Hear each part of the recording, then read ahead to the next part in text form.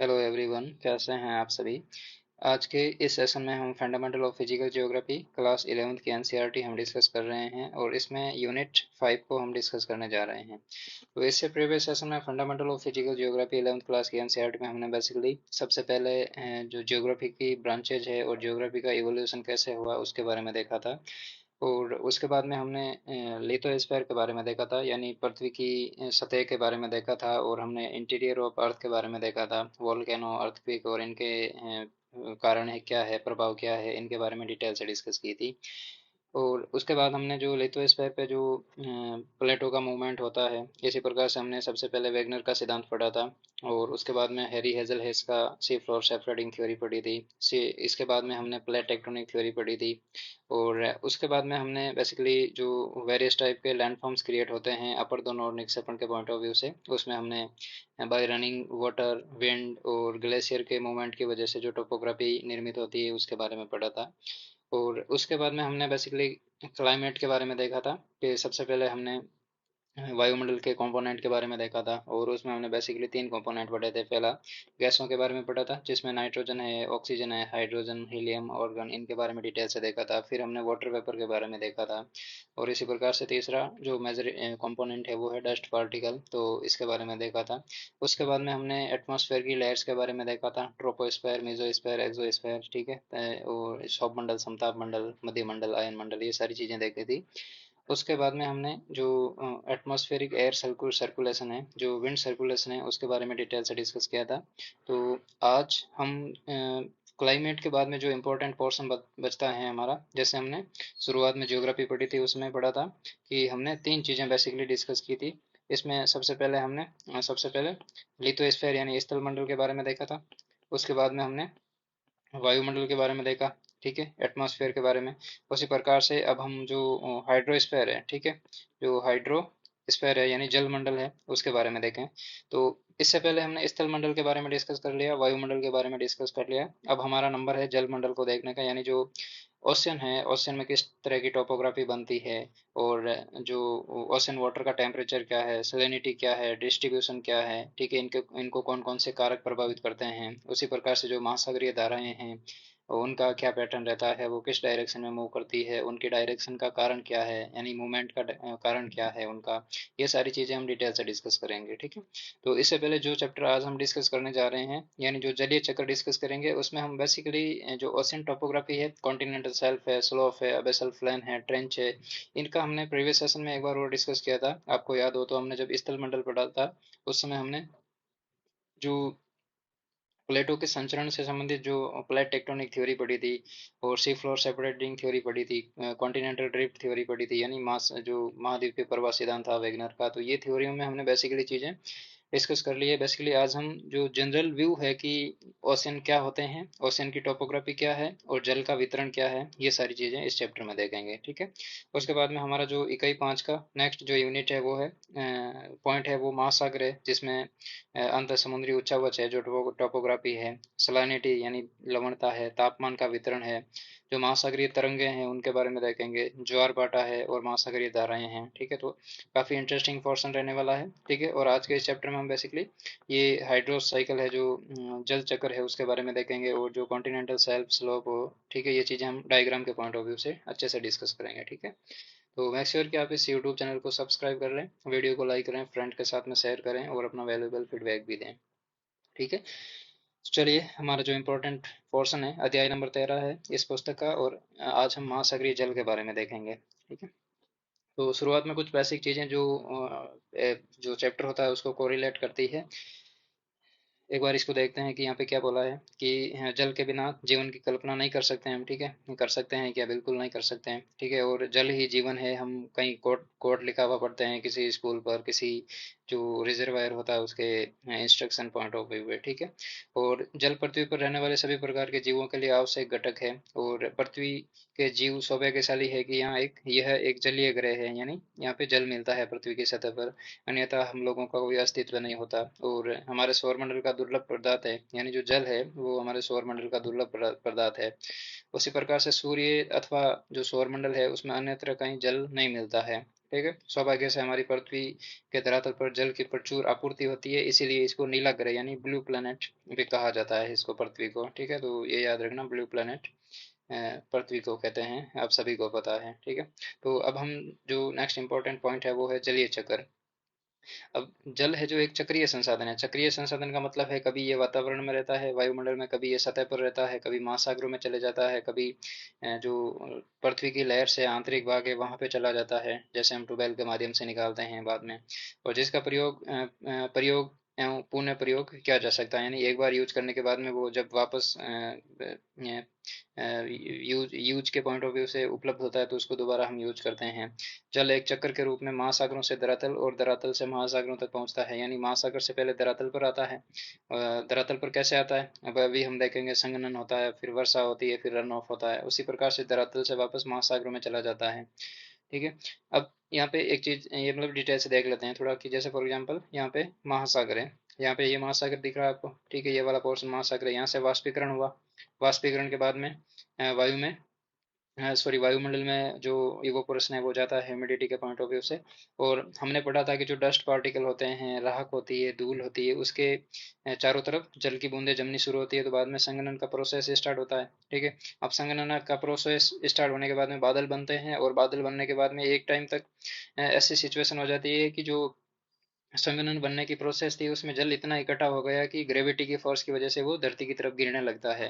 तो अब हम उसको बोलते हैं कि वर्षा हो रही है। तो वापस ये क्या है, वर्षा के रूप में नीचे गिर रहा है। यहाँ पे देखिए वर्षण हो रहा है। ठीक है, और पहाड़ों में यहाँ पे वर्षा हुई। ठीक है, आसपास में, और जल इकट्ठा हो गया, एक नदी के रूप में आया। ठीक है, नदी से ये वापस महासागरों में चला गया। ठीक है, तो इसका मतलब यही है, महासागरों से धरातल पर और धरातल से महासागरों की तरफ। अब जलीय चक्र पृथ्वी पर, इसके नीचे व पृथ्वी के ऊपर वायुमंडल में जल के संचलन की व्याख्या करता है। अब तीन कंपोनेंट है जलीय चक्र का। पहला है पृथ्वी के सतह पर, दूसरा है इसके नीचे यानी जो लेयर्स होती है आंतरिक, उसके बाद में वायुमंडल। ठीक है, तो इन तीनों माध्यम से जल गुजरता है, जिसको हम जलीय चक्र बोलते हैं। उसी प्रकार से जो जल का संचलन की व्याख्या करता है, जलीय चक्र करोड़ों वर्षों से कार्यरत है, और पृथ्वी पर सभी प्रकार के जीवन इसी पर निर्भर करते हैं। अब हमने यहाँ पे पढ़ा था कि जल एक चक्रीय संसाधन है। चक्रीय संसाधन का मतलब है कि करोड़ों वर्षों जब पृथ्वी पर जल सबसे पहले बना था, उसके बाद में ये चक्कर चल रहा है धीरे धीरे कंटिन्यू। ठीक है, वायु के बाद पृथ्वी पर जीवन के लिए अस्तित्व का सबसे आवश्यक तत्व है। और पृथ्वी पर जल का वितरण असमान है, यानी अनइवन डिस्ट्रीब्यूशन है जल का। ठीक है, वो भी हम आगे अभी डिटेल से देखेंगे। बहुत से क्षेत्र जल की प्रचुरता से, जबकि बहुत से क्षेत्र जल के सीमित संसाधन के रूप में उपलब्ध है। जैसे हमारा थार डेजर्ट है, वहाँ पे जल अनुपलब्ध है ज़्यादा। कहने का मतलब जल ज़्यादा क्वांटिटी में नहीं मिलता है। उसी प्रकार से मैदानी क्षेत्र है, वहाँ पे जल अच्छे से मिल जाता है हमें। उसी प्रकार से जो प्रायद्वीपीय पठार का आंतरिक भाग है, वहाँ पर जल प्रचुर मात्रा में नहीं है, लेकिन कोस्टल एरिया है, वहाँ पे जल प्रचुर मात्रा में मिल जाता है हमें। जलीय चक्कर पृथ्वी के जलमंडल में विभिन्न रूपों में, अर्थात गैस, तरल और ठोस में इनमें परिसंचरण करता है। यानी इसके पॉइंट ऑफ व्यू से पहले गैस से, फिर तरल बनता है, फिर ठोस बनता है। ये आपस में प्रोसेस चलती रहती है। इसका संबंध महासागरों, वायुमंडल, भूपृष्ठ, अधः स्थल और जीवों के बीच जल के सतत आदान प्रदान से है। यानी एक तो हमने पढ़ा था कि जल है जो पृथ्वी पर और इसके नीचे और वायुमंडल में रहता है। फिर हमने तीन फॉर्म्स पढ़े, गैस में, तरल में और ठोस में। ठीक है, उसके बाद में ये महासागरों, वायुमंडल, भूपृष्ठ, अधः स्थल और जीवों के द्वारा यूज किया जाता है, जैसे ह्यूमन करते हैं, जीव जंतु पेड़ पौधे करते हैं। उसके बाद में ये इनके बीच में कंटिन्यूअस प्रोसेस चलता रहता है। अब हमने यहाँ पे जल चक्र का पढ़ा था, उसमें वर्षण का पढ़ा था। तो वर्षण से एक तो हमने पढ़ा था कि जल वापस रन ऑफ होकर महासागरों में चला जाता है।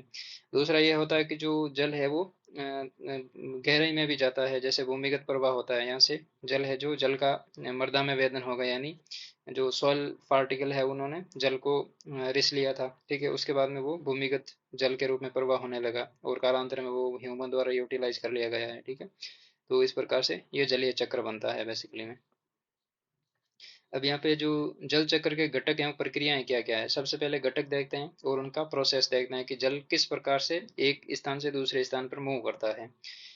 अब महासागरों में जो संग्रहित जल है उसका क्या होता है, एक तो वाष्पीकरण होता है, वाष्पोत्सर्जन होता है, और ऊर्ध्वपातन होता है। ठीक है, अब ऊर्ध्वपातन हमने प्रीवियस सेशन में डिस्कस किया था क्या होता है। यदि आपको जो लेक्चर है कंटिन्यू देखे हैं वो आपने तो पता होगा आपको। जब जल ठोस अवस्था से, ठीक है, ठोस अवस्था से सीधा गैस अवस्था में कन्वर्ट हो जाता है। तो इस प्रोसेस को हम क्या बोलते हैं? ऊर्ध्वपातन। ठीक है।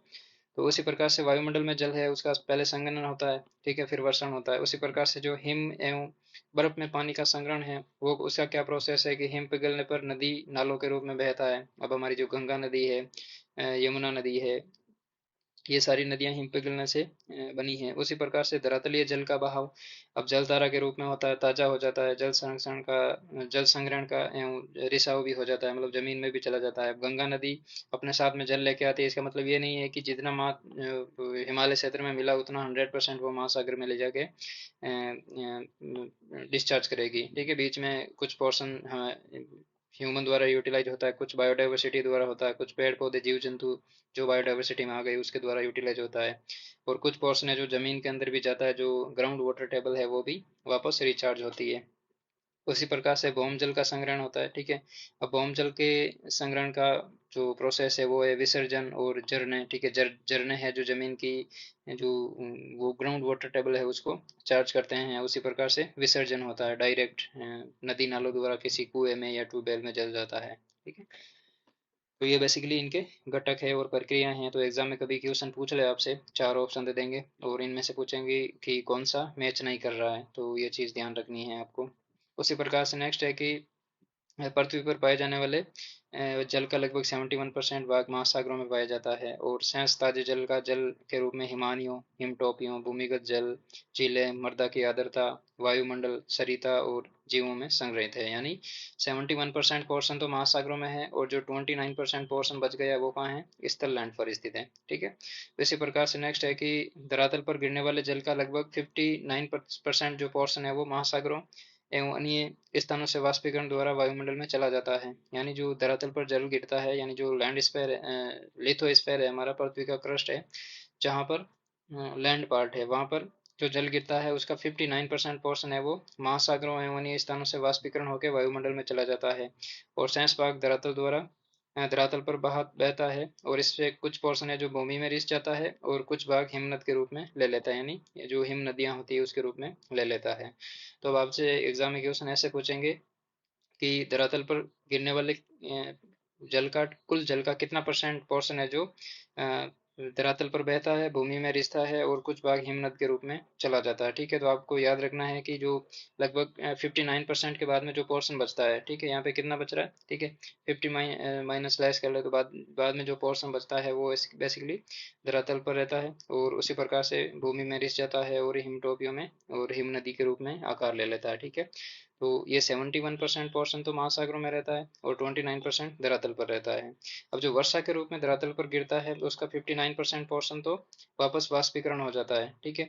और जो बचा हुआ पोर्शन है, लगभग 41% पोर्शन बचा हुआ है, वो हम जो भूमि में रिस जाता है, धरातल पर बहता है हिम नदी के रूप में, वो उसका कन्वर्ट हो जाता है। अब नेक्स्ट है, उल्लेखनीय है कि पृथ्वी पर नवीकरण नवीकरण योग्य जल निश्चित मात्रा में है, जबकि मांग तेजी से बढ़ती जा रही है। अब जो जल है वो लिमिटेड रिसोर्सेज है। अब लेकिन मांग कैसे बढ़ रही है कि एक तो पॉपुलेशन का ग्रोथ हो रहा है, दूसरी तरफ इंडस्ट्री का ग्रोथ हो रहा है, एग्रीकल्चर के पॉइंट ऑफ व्यू से जल की जरूरत है, और जो और जल का यूटिलाइजेशन हो रहा है जैसे ट्रांसपोर्टेशन फैसिलिटी के लिए। तो इस वजह से दिनों दिन डिमांड बढ़ रही है, लेकिन उतना डिमांड को फुलफिल करने के लिए जल की ग्रोथ नहीं हो रही है। इसके कारण विश्व के विभिन्न भागों में स्थानिक और कालिक दोनों रूप से जल के संकट पैदा हो जाते हैं।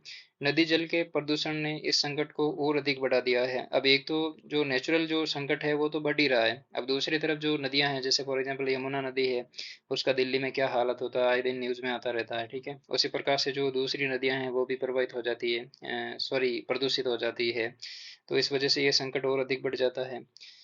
अब जल की गुणवत्ता कैसे सुधार, मतलब जल की गुणवत्ता में सुधार करने के नेचुरल तरीके तो होते ही हैं जिस पे ह्यूमन कोई कंट्रोल नहीं कर सकता, और ह्यूमन के पास में कैपेसिटी भी नहीं है कि उसको चेंज कर दे। लेकिन जो ह्यूमन प्रदूषण फैला रहा है यदि उसको कंट्रोल कर ले तो ये जल प्रदूषण एक्स्ट्रा हो रहा है उसको कम किया जा सकता है। अब नेक्स्ट है हमारा जो मेन इंपॉर्टेंट टॉपिक शुरू हो रहा है वो है महासागरीय अधः स्थल का उच्छावत। जो टोपोग्राफी है महासागरीय अधः स्थल यानी जो महासागरीय तल है उसकी, उसको देखते हैं कि महासागर पृथ्वी की तरह पृथ्वी की बाहरी परत में वृहद गर्तों में स्थित है। इस खंड में हम पृथ्वी के महासागरीय बेसिनों की प्रकृति और उनकी भू आकृति का अध्ययन करेंगे। यानी जो महासागरीय बेसिन है उनकी प्रकृति क्या है, उनका नेचर क्या है और उनकी जो टोपोग्राफी क्या है उसके बारे में डिटेल से डिस्कस करेंगे। अब महाद्वीपों के विपरीत महासागर एक दूसरे से एक दूसरे में इतने स्वाभाविक ढंग से विलय हो जाते हैं कि उनका सीमांकन करना कठिन हो जाता है। अब जो जियोग्राफर्स है उन्होंने पृथ्वी के महासागरीय भाग को 5 महासागरों में विभाजित किया है। जैसे पहला है प्रशांत महासागर, दूसरा अटलांटिक, तीसरा हिंद महासागर और चौथा है दक्षिणी महासागर जो अंटार्कटिका के आसपास फैला हुआ है, और पांचवा है वो आर्कटिक है जो उत्तरी ध्रुव के आसपास स्थित है।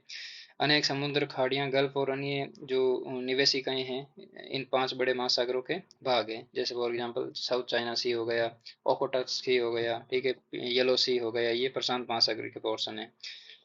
तो महासागरीय अधः स्थल का प्रमुख भाग समुद्र तल से 3 से 6 किलोमीटर के बीच में पाया जाता है, और महासागरों के जल के नीचे की भूमि अर्थात महासागरीय अधः स्थल भूमि पर पाए जाने वाले लक्षणों की अपेक्षा जटिल विभिन्न प्रकार के लक्षणों को प्रदर्शित करती है। जैसे जो चित्र 13.2 है, ठीक है, इसको बाद में देखेंगे हम, कि महासागरों की तली में विश्व की सबसे बड़ी पर्वत श्रृंखलाएं, सबसे गहरे गर्त एवं सबसे बड़े मैदान होने के कारण ये उबड़ खाबड़ होते हैं। महाद्वीप पर पाए जाने वाले लक्षणों की तरह ये लक्षण भी विवर्तनिकी, ज्वालामुखी और निक्षेपण की प्रक्रिया से बनते हैं।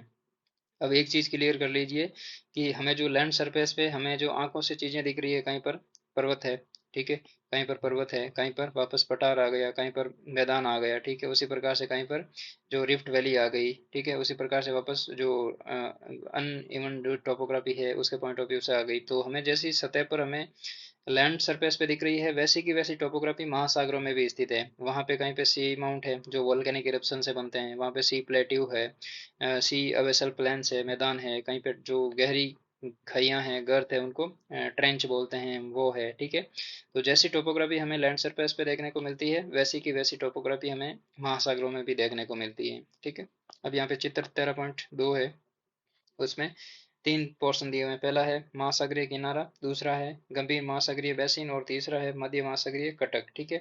तो ये चीजें हम अभी देखेंगे, पहले इनके बारे में पढ़ते हैं, ठीक है, ऐसे समझ में नहीं आएगा, ठीक है। आगे हमने जो डायग्राम है उनको भी अटैच किया है, तो उसके पॉइंट ऑफ व्यू से और अच्छे से क्लियर कर लेंगे। अब सबसे पहले यहाँ पे महासागरीय अधः स्थल का विभाजन, यानी जो विभाजन है, जो एक लाइन ड्रॉ की है, वो कौन कौन सी है। पहला आता है महाद्वीपीय शेल्फ, उसी प्रकार से महाद्वीपीय ढाल और गहरे समुद्री मैदान, उसी प्रकार से महासागरीय जो गंभीर होते हैं यानी जो गर्त होते हैं उनकी बात कर रहा है, ठीक है। शेल्फ, स्लोप और जो 3 पोर्शन है एक बार उनको देखते हैं। यानी आपका जो ये कॉन्टिनेंटल, ये कॉन्टिनेंट हो गए, यहाँ पे ये पहाड़ियाँ स्थित है, ठीक है। उसके बाद में यहाँ पे जो मैदानी क्षेत्र आते हैं नॉर्मल, और मैदानी क्षेत्र के बाद में यहाँ पे कॉन्टिनेंटल शेल्फ आती है। कॉन्टिनेंटल शेल्फ ये पोर्शन है, ठीक है, जो लगभग सिमिलर है, ठीक है, एवोल्यूशन है, जो सॉरी जो एलिवेशन है, जो ऊंचा बच्चा है उसके पॉइंट ऑफ व्यू से। फिर आती है कॉन्टिनेंटल स्लोप, यानी एकदम जो ढलान आती है उसको कॉन्टिनेंटल स्लोप बोलते हैं। फिर आता है आपका जो कॉन्टिनेंटल राइज है वो आता है, यानी थोड़ा उभार आता है। उसके बाद में जो कॉन्टिनेंटल सॉरी जो ओशन जो अबेसल प्लेन है, जो महासागरीय मैदान है, वो आते हैं, समतल टोपोग्राफी है। उसके बाद में मिड ओशनिक रिज है, वो आती है, यानी जो महासागरीय कटक है ना वो ये है, ठीक है। उसी प्रकार से यहाँ पे रिफ्ट वैलीज बनती है, और ये नीचे मैग्मा है, और ये अंत में ट्रेंच बनता है, ठीक है। तो ये जो हमने पढ़ा था ना महासागरीय गंभीर, उसी का जो इंग्लिश वर्जन है उसको ट्रेंच बोलते हैं। अब इस विभाजन के अतिरिक्त महासागरीय तली पर कुछ बड़े और छोटे उच्चावच भी देखे जाते हैं, जैसे कटके हैं। उसी प्रकार से कटक को मतलब रिज बोलते हैं। उसी प्रकार से पहाड़ियां हैं, सी माउंट बोलते हैं, समुद्री टीला, निगमन द्वीप है, और खाइयां हैं, गड्ढ है, ठीक है, खड्ड है, सॉरी, ठीक है। तो ये सारी चीजें हमें देखने को मिलती है। अब सबसे पहला पोर्शन है महासागरीय सेल्फ, यानी जो कॉन्टिनेंटल सेल्फ है वो क्या होती है कि महाद्वीपीय सेल्फ प्रत्येक महासागरीय सॉरी महाद्वीप का विस्तृत सीमांत होता है, जो अपेक्षाकृत उतले समुद्र तथा खाड़ियों से घिरा हुआ है। यानी जो उतले समुद्र है, जैसे हमने यहाँ पे पढ़ा था, जो कॉन्टिनेंटल शेल्फ है, ठीक है, महाद्वीपीय शेल्फ है, वो क्या है कि उतले भाग है, कहने को मतलब ज्यादा गहराई में नहीं है। जैसे फॉर एग्जांपल यहाँ पे देखिए, ये लाइन है आपका, ये कॉन्टिनेंटल शेल्फ है, ठीक है। कॉन्टिनेंटल शेल्फ और कॉन्टिनेंटल स्लोप के बीच की लाइन है जो मैंने अभी रेड ड्रॉ की है। लेकिन ये वाला पोर्शन है ना, ये आपका कॉन्टिनेंटल शेल्फ है। शेल्फ का मतलब है कि ज्यादा गहराई में नहीं है एज कम्पेयर टू जो स्लोप के बाद में जो अबेसल प्लेन आते हैं, वो बहुत गहराई में स्थित है, ठीक है, लगभग 3-4 किलोमीटर गहरे हैं as compare to continental slope, ठीक है। तो ये उथले भाग हैं जो हमें जो सी बीच पे आप किसी टूरिस्ट जो पॉइंट होता है, सी बीच होता है, वहाँ पे जो टूरिस्ट होते हैं वो जल में नहाते हैं, उछलते कूदते हैं, तो जो वो वाला पोर्शन है उसको कॉन्टिनेंटल स्लोप बोलते हैं, ठीक है। सॉरी सेल्फ बोलते हैं, महाद्वीपीय सेल्फ वो है, ठीक है।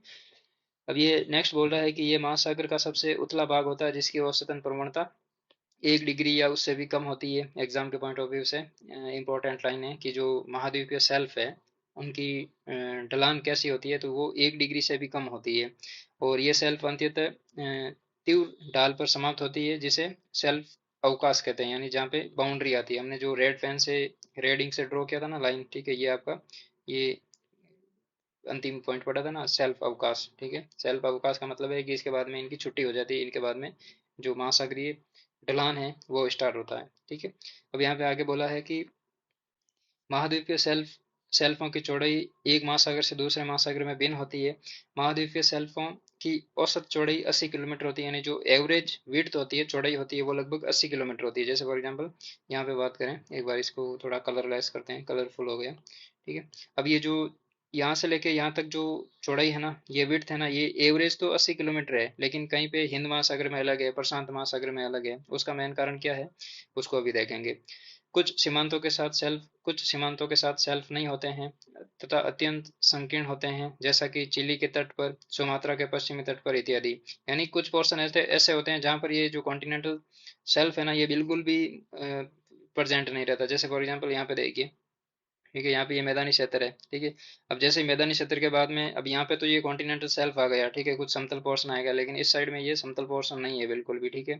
तो सीधे ये कैनियन आ गए, ठीक है। थोड़ा पोर्शन है ये भी झुका हुआ है, इसकी ढलान भी ज्यादा देखिए यहाँ पे, ठीक है। यहाँ पे ये ढलान देखिए और यहाँ पे ये ढलान देखिए, ठीक है। तो ये अलग है और इसकी अलग है। उसके बाद में नेक्स्ट बोल रहा है कि इसके विपरीत आर्कटिक महासागर में साइबेरिया सेल्फ विश्व का सबसे बड़ा और जिसकी चौड़ाई है वो 1500 किलोमीटर है। अब आप इमेजिन कर सकते हैं, और ये एग्जाम में क्वेश्चन पूछे हुए हैं, नेट जेआरएफ असिस्टेंट प्रोफेसर, इनमें असिस्टेंट प्रोफेसर की 2021 की 20 की वैकेंसी थी, उसमें ये क्वेश्चन पूछा हुआ है कि सबसे जो विड सबसे चौड़े जो महासागरीय सेल्फ है वो कहाँ पे मिलते हैं। उसी प्रकार से जो कुछ क्षेत्रों में ये 30 मीटर से, कुछ क्षेत्रों में 600 मीटर की गहराई में होते हैं, इनकी डेप्थ भी थोड़ी बढ़ती जाती है। अब महाद्वीपीय सेल्फ पर अवसादों की मोटाई भी अलग अलग है। ये अवसाद भूमि से नदियों, हिम नदियों तथा पवनों द्वारा लाए गए तरंगों तथा धाराओं द्वारा वितरित किए गए हैं। अब यहाँ पे अवसादों का मतलब है कि जैसे गंगा नदी के सामने जो कॉन्टिनेंटल सेल्फ है ना, जो महासागरीय सॉरी महाद्वीपीय सेल्फ है, वो वहाँ पे अवसाद ज्यादा है। क्यों है? क्योंकि यहाँ पे गंगा नदी द्वारा विसर्जित किया जा रहा है।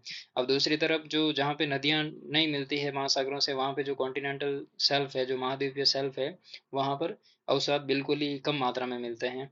अब लंबे समय तक प्राप्त स्थूल जो तलछटी अवसाद जीवाश्म ईंधनों का स्रोत बनती है। अब हम पढ़ते हैं, हमने डीप पढ़ेंगे, जब सविंदर सिंह पढ़ेंगे उस समय पढ़ेंगे कि जो जो महासागरीय सेल्फ होते हैं, ठीक है, वहाँ पे विश्व में लगभग 18% के आसपास तो गैस मिलती है, ठीक है।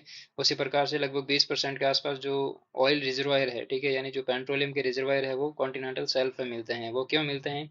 क्योंकि जैसे गंगा नदी है, गंगा नदी के साथ में जो अवसाद जाते हैं, उसमें जो जीवाश्म ईंधन होते हैं वो बाद में क्या है, जम जाते हैं लेयर्स के रूप में, और फिर वहाँ पे वो गैस और जो ऑयल होता है इनमें कन्वर्ट हो जाते हैं, ठीक है। नेक्स्ट है महाद्वीपीय ढाल। अब आपका जो इम्पोर्टेंट दूसरा पोर्शन है वो है महाद्वीपीय ढाल का। अब महाद्वीपीय ढाल महासागरीय बेसिनों और महाद्वीपीय सेल्फ को जोड़ती है, यानी एक साइड में तो महाद्वीपीय बेसिन आ जाते हैं और दूसरी साइड में महाद्वीपीय सेल्फ आ जाते हैं, इनके बीच में है। यहाँ पे मैंने महाद्वीपीय बेसिन बोल दिया, उसके लिए सॉरी। ये महासागरीय सेल्फ है, ठीक है। तो ओशन बेसिन होते हैं ना, ओशन अबेसल प्लेन होते हैं, और इधर दूसरी साइड में कॉन्टिनेंटल सेल्फ होते हैं, ठीक है।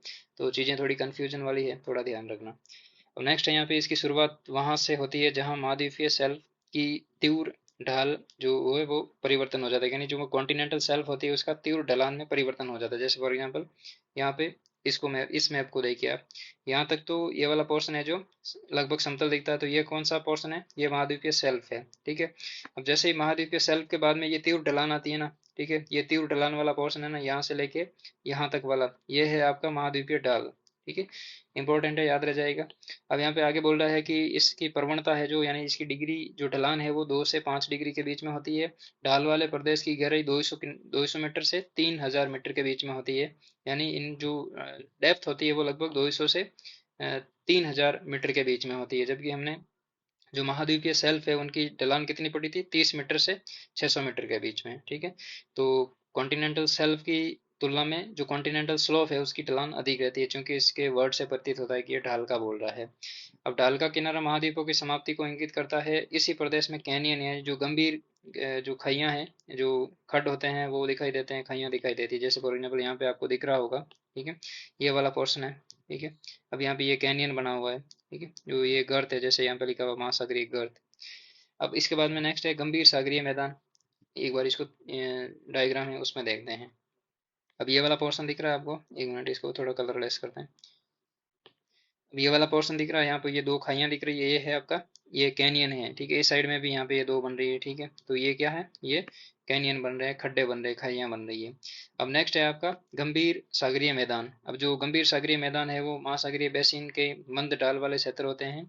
ये विश्व के सबसे चिकने और सबसे सपाट भाग होते हैं, जिसकी गहराई 3000 से 6000 मीटर के बीच में होती है। ये मैदान महीन कणों वाले अवसाद जैसे मृत्तिका और गाद से ढके हुए हैं, ठीक है।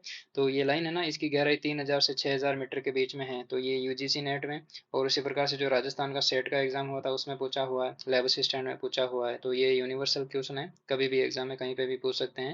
तो जो गंभीर महासागरीय मैदान होते हैं ना, उनकी गहराई 3000 से 6000 मीटर के बीच में होती है, याद रखना है, ठीक है। अब ये वाला पोर्शन है जो अबेसल प्लान प्लान लिखा हुआ है, ये वाला पूरा पोर्शन है, ठीक है। ये आपका ढलान, सॉरी, जो मैदान है वो है महासागरीय मैदान। इस साइड में आपका ये वाला पोर्शन है। तो इधर तो ट्रेंच आ जाते हैं और इधर मिड ओशियनिक रिज आ जाती है। अब नेक्स्ट है आपका महासागरीय गर्त, ठीक है। जो मैरियाना ट्रेंच है, टोंगा ट्रेंच है, प्यूर्टो रिको ट्रेंच है, वो सारे इसी के पार्ट हैं। तो ये महासागरों के सबसे गहरे भाग होते हैं और ये गर्त अपेक्षाकृत खड़े किनारों वाले संकीर्ण बेसिन होते हैं। अब संकीर्ण बेसिन का क्या मतलब है कि इनका जो डीप वाला पोर्शन है वो तो धीरे धीरे छोटा होता जाता है, जो कि जो ऊपर वाला पोर्शन है इसका चौड़ा होता है। तो ये जो गर्त होते हैं ये वी आकार की खाइयां बनाती है, ठीक है, ट्रेंच बनाते हैं। जैसे फॉर एग्जांपल यहाँ पे देखिए, ये आपका ओशन ट्रेंच है, ठीक है। तो आप इमेजिन कर सकते हैं, या अपनी जो माइंड है उसमें 3D डायग्राम बना लीजिए। जो ओशन ट्रेंच होते हैं वो इस टाइप के होते हैं। जो इनका बेसिन होता है वो संकीर्ण होता है और उनका जो शुरुआती ऊपर वाला पोर्शन होता है वो अपेक्षाकृत थोड़ा चौड़ा होता है। अपने चारों ओर की महासागरीय तली की अपेक्षा ये 3 से 5 किलोमीटर गहरे होते हैं, यानी एवरेज डेप्थ इनकी इतनी है। ये महासागरीय ढाल के आधार तथा द्वीपीय चाप के पास स्थित होते हैं एवं सक्रिय ज्वालामुखी तथा प्रबल भूकंप वाले क्षेत्र से संबंधित होते हैं। यही कारण है कि ये प्लेटों के संचलन के अध्ययन के लिए काफी महत्वपूर्ण है। यानी जो प्लेट मूवमेंट होता है उनका यदि स्टडी करना है तो आप महासागरीय गर्तों की स्टडी पर फोकस कीजिए। उसी प्रकार से जो लगभग 57 गर्त खोजे गए, यानी प्रेजेंट टाइम में पृथ्वी पर कितने हैं, 57 ओशन ट्रेंच है। उनमें से सबसे ज्यादा प्रशांत महासागर में है, 32 आउट ऑफ 57। उसी प्रकार से 19 है वो अंटार्कटिक महासागर से है, और जो पीछे 6 बचे हैं वो इंडियन ओशन में है, ठीक है। तो ये कभी कभी एग्जाम में भी क्वेश्चन पूछ लेते हैं। जो लैब असिस्टेंट का एग्जाम होता है आपका, उसमें एक क्वेश्चन पूछा था कि सबसे ज्यादा महासागरीय गर्त कौन से महासागर में स्थित है, ठीक है। तो ये आपको 4 ऑप्शन दे दिए थे वैसे के वैसे, 57, 19, 32 और 6। तो आपको प्रशांत महासागर का पूछा था कि प्रशांत महासागर में या अटलांटिक महासागर में, दोनों में से एक का पूछा था कि कितने हैं, ठीक है। तो उसमें आपका 32 या 19 होंगे। अब यहाँ पे नेक्स्ट जो टोपोग्राफी है, एक बार उनको बाद में देखेंगे, पहले इन डायग्राम को देख लेते हैं। ये जो ओशियन ट्रेंच है, ओशियन ट्रेंच में जो सबसे जो डीपेस्ट जो ओशियन ट्रेंच है वो चैलेंजर डीप या मैरियाना ट्रेंच है। मेरियाना ट्रेंच है, जिसकी जो गहराई है वो 11,022 मीटर है। सबसे गहरा ओशन ट्रेंच यही है। उसी प्रकार से यहाँ पे एक बार इसको वापस देख लीजिए, 200 मीटर के आसपास कॉन्टिनेंटल शेल्फ चलता है। कॉन्टिनेंटल शेल्फ के बाद में कॉन्टिनेंटल स्लोप चलता है आपका, जिसकी ढलान होती है वो लगभग कितनी पड़ी थी हमने, 300 से, एक मिनट, यहाँ पे हमने पढ़ा था 200 से 600 मीटर के बीच में होती है इसकी गहराई, होती है वो 200 से 600 मीटर के बीच में होती है। उसी प्रकार से हमने जो कॉन्टिनेंटल शेल्फ पढ़ी थी उसकी ढलान कितनी पड़ी थी, यहाँ पे 30 से 600 के बीच में पड़ी थी। उसी प्रकार से जो कॉन्टिनेंटल बाद में रह जाता है थोड़ा बहुत, उसी प्रकार से जो अबेसल प्लेन होते हैं, अबेसल प्लेन की जो डेप्थ है वो लगभग एवरेज रहती है वो 3000 से 6000 मीटर के बीच में रहती है। उसी के प्रकार जो ओशन ट्रेंच होते हैं उनकी जो एवरेज डेप्थ होती है वो यहाँ पे लिखा हुआ है, एक मिनट वापस देख लेते हैं, 3 से 5 किलोमीटर गहरे होते हैं, यानी 3000 से 5000 मीटर गहरे होते हैं, ठीक है। इनकी ये एवरेज डेप्थ रहती है महासागरीय ट्रेंचों की। उसी प्रकार से जो वोल्केनिक आइसलैंड्स है, ठीक है, जो ज्वालामुखी के उद्गार से जो द्वीप बनते हैं, वो ये वाला पोर्शन है इसका, ये बाहर आ गया हमें दिख रहा है किसी महाद्वीपीय टापू के रूप में, अरब सागर में जो बहुत सारे द्वीप होते हैं वो इसी प्रकार से बने हुए होते हैं। उसका आंतरिक भाग बहुत डीप होता है। उसी प्रकार से सबमरीन रिज होती है जो महासागरों में डूबी हुई रिज होती है। ठीक है, ये वाला पोर्शन बन रहा है ना यहाँ पे, जो ये ऊपर नुकीले दिख रहे हैं, सिरे उभरे हुए। ठीक है, तो ये सेम पोर्शन यहाँ पे बन रहा है। ठीक है, तो ये इस टाइप से बनते हैं, मिड ओशनिक रिज बनते हैं और रिफ्ट वैली बनती है। तो यदि आपने इसी 11th क्लास के एनसीईआरटी की जो फंडामेंटल ऑफ फिजिकल ज्योग्राफी का यदि plate tectonic theory, Alfred Wegener वाली और हैरी एजलहेस वाले 3 सिद्धांत देखे हैं ना, तो ये आपके सारे डायग्राम वहाँ पे अच्छे से समझाए हुए हैं। ठीक है, तो यहाँ पे सी माउंट है, वॉल्केनिक जो आइसलैंड है, अबेसल हिल्स है। अबेसल हिल्स का मतलब है कि जो मैदानी क्षेत्र होते हैं महासागरों में, उसमें जो छोटे छोटे पहाड़ी क्षेत्र होते हैं उनको अबेसल हिल्स बोलते हैं। और जो रिफ्ट वैली बनती है, मिड ओशनिक रिज बनते हैं, ये सारी चीज़ें हमने वहाँ भी डिस्कस की और आज भी हमने इस डायग्राम के पॉइंट ऑफ व्यू से देख लिया है। ठीक है, तो चलिए आज के इस सेशन में इतना ही रखते हैं। अब जो नेक्स्ट पोर्शन होगा उसमें हम ये सारी चीज़ें डिटेल से देखेंगे। ठीक है, तो चलिए आज के इस सेशन में इतना ही रखते हैं, या फिर ये पोर्शन थोड़ा डिस्कस कर लेते हैं और। ठीक है, जो बचा हुआ है, जो उच्चावच की लघु आकृतियां हैं उनके बारे में देख लेते हैं एक बार। ठीक है, तो ऊपर बताए गए महासागरीय अधः स्थल के प्रमुख उच्चावचों के अतिरिक्त कुछ लघु किंतु महत्वपूर्ण जो आकृतियां होती है, जैसे हमने शुरुआत में यहाँ पे पढ़ा था ना, तो एक मिनट, यहाँ पे जो कटके हैं, पहाड़ियाँ हैं, समुद्री टीले, इनके बारे में एक बार देख लेते हैं कि कौन कौन से कहाँ पे है। ठीक है, ये छोटा सा पोर्शन है। अब जो महासागरीय मध्य महासागरीय कटक है, एक मध्य महासागरीय कटक पर्वतों के दो श्रृंखलाओं से बना होता है, जो एक विशाल अवनमन द्वारा अलग किए गए हैं। इन पर्वत श्रृंखलाओं के शिखर की ऊंचाई 2500 मीटर तक हो सकती है और इनमें से कुछ समुद्र की सतह पर भी पहुंच सकते हैं। इनका उदाहरण आइसलैंड है, जो मध्य महासागरीय कटक का एक भाग है। अब इमेजिन कीजिए, ये वाला पोर्शन है, बेसिकली इसकी बात कर रहा है। ठीक है, एक बार इसको थोड़ा क्लियर कर देते हैं। तो ये वाला पोर्शन है ना, बेसिकली ये वाला पोर्शन इसकी बात कर रहा है, मिड ओशियन रीज की बात कर रहा है। जो प्रेजेंट टाइम है आइसलैंड है, आइसलैंड आपको पता होगा ग्रीनलैंड और जो ग्रेट ब्रिटेन है उसके बीच में जो एक छोटी सी द्वीपीय कंट्री है, उसको आइसलैंड बोलते हैं। तो जो आइसलैंड है वो मिड ओशियन रीज का पोर्शन है। कभी कभी ये क्या है, ये आपको ये दिख रही है ना, कटक टाइप की आकृतियां, तो ये कभी कभी इतनी हाई हो जाती है कि ये बाहर मतलब द्वीप के रूप में दिखती है। ठीक है, तो उसकी वजह से ये द्वीपीय बन जाती है। जैसे हमने ये सी माउंट पढ़ा था, आइसलैंड, जो आइसलैंड वॉल्केनो है, या आइसलैंड जो महासागर में ज्वालामुखी उत्पन्न होता है उससे द्वीप बनते हैं। ठीक है, उस टाइप से ये बनते हैं। तो मध्य महासागरीय कटक होती है ये। उसके बाद में नेक्स्ट है समुद्री टीला। अब ये नुकीले शिखरों वाला एक पर्वत होता है जो समुद्री तली से ऊपर की ओर उठा हुआ होता है, किंतु महासागरों की सतह तक नहीं पहुंच पाता है। और उसी प्रकार से समुद्री टीले ज्वालामुखी के द्वारा उत्पन्न होते हैं। ये 3000 से 4500 मीटर ऊंचे हो सकते हैं। एम्परर जो सी माउंट है, समुद्री टीला है, जो प्रशांत महासागर में हवाई द्वीप समूह का विस्तार है, इसका एक अच्छा उदाहरण है। जो एम्परर सी माउंट है, याद रखना, प्रशांत महासागर में स्थित है और हवाई द्वीप समूह का एक्सटेंशन है, विस्तार है। तो वो समुद्री टीले के रूप में बनता है। एक चैन बनती है ना महासागरों में, ठीक है, जो हमें द्वीप के रूप में मिलती है, जैसे एलियूसन द्वीप समूह है, उसी प्रकार से जो जापान द्वीप समूह है, ये सारे समुद्री टीलों के ही एग्जाम्पल है। अब नेक्स्ट है सबसे सपाट जलमग्न कैनियन। ठीक है, जो सपाट जलमग्न कैनियन होते हैं, क्या होते हैं, यह गहरी घाटियां होती है जिसमें से कुछ की तुलना कोलोराडो नदी के ग्रैंड कैनियन से की जा सकती है।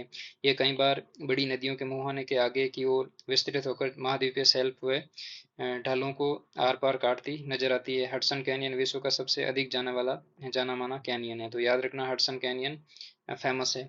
अब जो कैनियन बनते हैं, अभी आपको बताया मैंने कि, एक मिनट, ये पोर्शन है कि जो खाइयों के रूप में बनते हैं। जैसे फॉर एग्जांपल यहाँ पे गंगा नदी आके गिरी महासागर में। ठीक है, तो गंगा नदी जिस साइड में गिरेगी वहाँ पे आगे एक खाई बन जाती है, एक जो कंटिन्यूटी है वो डिसकंटिन्यूटी में बदल जाती है। तो यहाँ पे जो खाइयाँ बनती हैं इनको कैनियन बोलते हैं। जैसे यहाँ पे एग्जाम्पल दिखा होगा, ये सबमरीन कैनियन है। ठीक है, तो ये बन रहे हैं। जैसे फॉर एग्जांपल यहाँ पे कोई नदी होगी जो महासागर में गिर रही होगी, जस्ट नदी के मुहाने पर जो खाइयाँ बनती है वो कॉन्टिनेंटल शेल्फ पे बनती है, स्लोप पे बनती है, और वो अबेसल प्लेन तक जाती है। तो ये खाइयाँ हैं जो क्या करती है, इसको काट देती है पोर्शन को थोड़ा सा। तो ये बेसिकली सबमरीन कैनियन बनते हैं।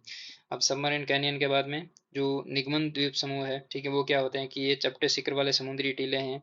इन चपटे शिखर वाले जलमग्न पर्वतों के बनने की अवस्थाएं क्रमिक अवतलन के साक्ष्य द्वारा प्रदर्शित की जा सकती है। अवतलन का मतलब, ठीक है, जो समुद्र का जो उभार हो रहा है, ठीक है, उस वजह से अकेले प्रशांत महासागर में अनुमानतः 10,000 से अधिक समुद्री टीले एवं निगमन द्वीप समूह उपस्थित है। ठीक है, तो हमने जब जो प्लेट विवर्तन की सिद्धांत पढ़ा था, उस समय एक पैसिफिक ओशन का एक डायग्राम डाला था, तो उसमें ये चीज़ दिखाई थी आपको कि जो छोटे छोटे सी माउंट दिखते हैं, ठीक है, जो बेसिकली जल के बाहर तो नहीं आ पाते हैं, ठीक है, जल के बाहर आते तो उनको द्वीप बोल देते हैं, ठीक है। निगमन द्वीप का मतलब है कि जल की गहराई में छोटे छोटे द्वीप बने हुए हैं, ठीक है, जैसे हम अभी आसपास में देखें ना, पहाड़ी पर्वत हैं, छोटी छोटी जो माउंटेन रेंज दिखती है हमें, वैसी की वैसी समुद्र में बनी हुई होती है, उनको निगमन द्वीप बोलते हैं, ठीक है।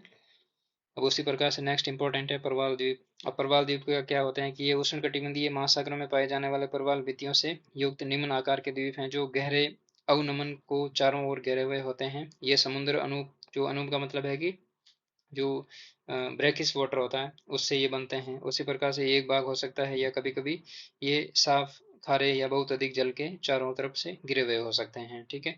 तो ये बेसिकली आपके जो प्रवाल द्वीप है इनके बारे में बात बोल रहा है। अब नेक्स्ट आपका जो इम्पोर्टेंट पोर्शन है वो हम नेक्स्ट सेशन में करेंगे, ठीक है। महासागरीय जल का तापमान और इनसे संबंधित जो टेम्परेचर और सैलिनिटी है, और यहाँ पे जो तापमान का क्षैतिज और ऊर्ध्वाधर वितरण है, उसी प्रकार से लवणता है क्या, सबसे ज़्यादा कहाँ पे होती है, ये सारी चीज़ें हम डिटेल से डिस्कस करेंगे, ठीक है। तो मेक श्योर कि आप इस यूट्यूब चैनल को सब्सक्राइब कर लें, वीडियो को लाइक करें और फ्रेंड्स के साथ में शेयर करें, ठीक है। नेक्स्ट सेशन में हम जो अध्याय हमारा 13 है उसको कंटिन्यू कंप्लीट कर लेंगे। चलिए, थैंक यू।